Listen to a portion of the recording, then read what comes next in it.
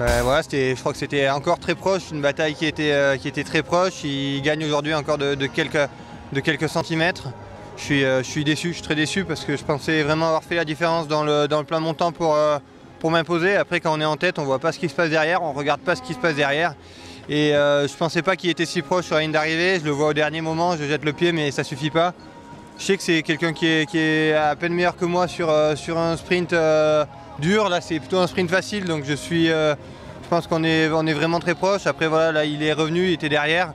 Il avait le point de mire, il savait ce qu'il devait aller manger. Moi, j'étais un peu dans l'inconnu, je ne savais même pas qu'il était derrière moi.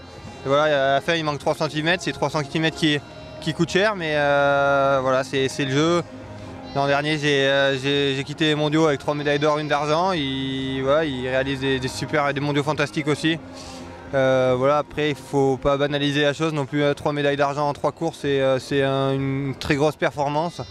Après, ben, voilà, il manque 3 cm pour que je sois champion du monde ben, j'essaierai de mettre ces 3 cm de mon côté pour l'individuel. Quand je le vois sur ma gauche, en fait, je l'ai vu arriver parce qu'il avait un peu plus de vitesse que moi. Donc je savais que qu'il serait devant. Après, voilà, les officiels de l'IBU m'ont dit que ça se jouait à 2 cm. Donc voilà, 2 cm.